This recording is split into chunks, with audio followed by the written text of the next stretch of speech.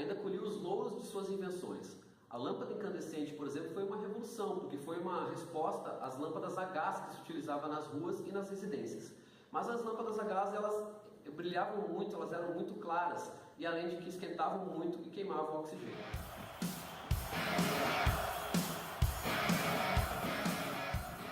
Ele era responsável por toda a iluminação de Nova York, para vocês terem uma ideia. E o sistema que ele utilizava era a corrente contínua, onde o fluxo de portadores de carga elétrica sempre flui no mesmo sentido, né, e relaciona corrente, potência e tensão dessa forma aqui.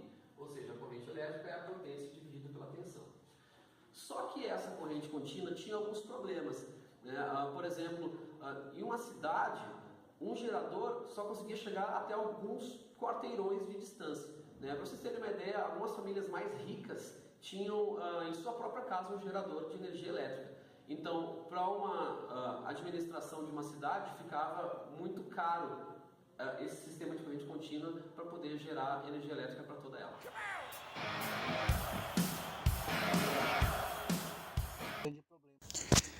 Mas Thomas Edison tinha um grande problema: transformar a energia por longas distâncias.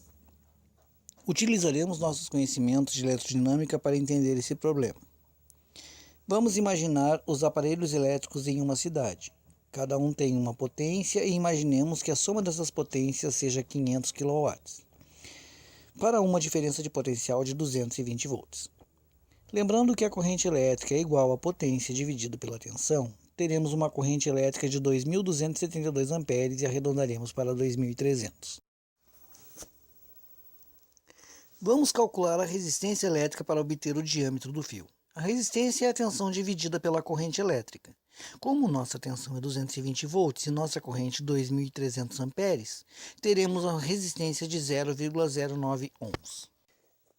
A resistência elétrica de um fio condutor é igual à constante de resistividade do material, no caso o cobre, vezes o comprimento do fio dividido pela área da seção reta desse fio. Sabemos o valor da resistência elétrica. A constante de resistividade do fio de cobre é de 1,72 vezes 10 na menos 6. O comprimento usaremos 5 km, dividido pela área da seção reta, ou seja, π vezes o raio ao quadrado. Calculando, obtemos 17 centímetros para o raio, consequentemente 34 centímetros de diâmetro, ou seja, uma régua.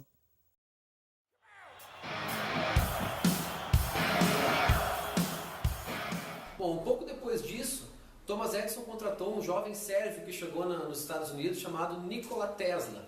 Ele contratou esse cara porque ele tinha boas recomendações e diziam que ele era um gênio da eletricidade.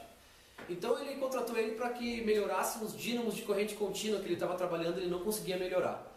O Tesla baixou a cabeça e quando vê, ele conseguiu melhorar drasticamente 24 dínamos de corrente contínua e apresentou para o Thomas Edison.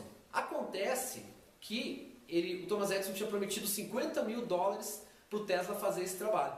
E quando o Tesla foi lá pedir a grana dele, ele disse: pô, cara, tá aqui meu trabalho, quero saber dos meus 50 mangos. O Thomas Edison olhou e disse: olha, isso era uma piada americana, não sei como é que tu não percebeu, mas o que eu vou te oferecer é um aumento de salário de $9 por hora. O que tu acha? O Tesla ficou pé da vida e caiu. Então, não muito tempo depois disso, o Tesla desenvolveu um motor de corrente alternada. Ele começou a fazer palestras sobre isso e tal, e o cara ficou famosíssimo. Numa dessas palestras, o concorrente do Thomas Edison nessa guerra da eletricidade, o Westinghouse, estava na plateia, assistiu a palestra e ficou impressionado com aquele motor de corrente alternada. E pensou: cara, é exatamente isso que eu preciso para resolver os problemas. Com isso eu posso levar a eletricidade para as casas, para uma cidade inteira, e não só isso, eu posso levar até para indústrias. Pô, era exatamente o que ele precisava. Como que isso funciona? Como que pode ser essa corrente alternada? A gente vai ver isso agora.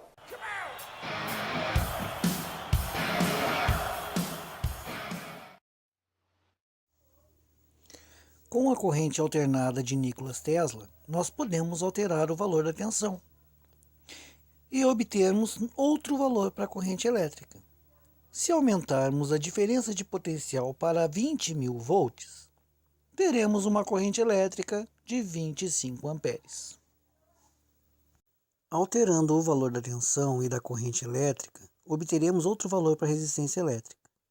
Mudando o valor da resistência elétrica na equação, encontraremos outro raio, agora de aproximadamente 0,18 mm, ou seja, um diâmetro de 0,36 mm. Para ter uma ideia, o diâmetro médio usado hoje é de 3 mm.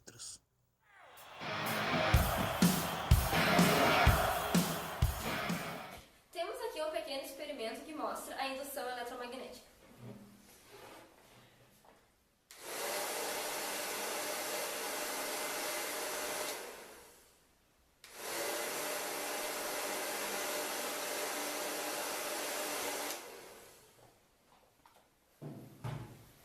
O que aconteceu aqui?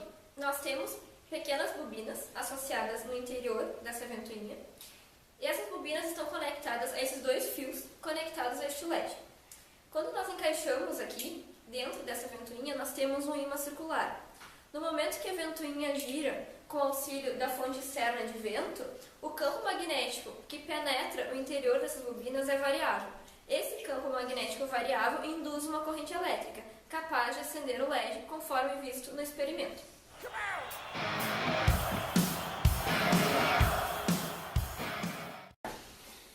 O importante desse experimento é perceber que o campo magnético variável induz uma corrente elétrica.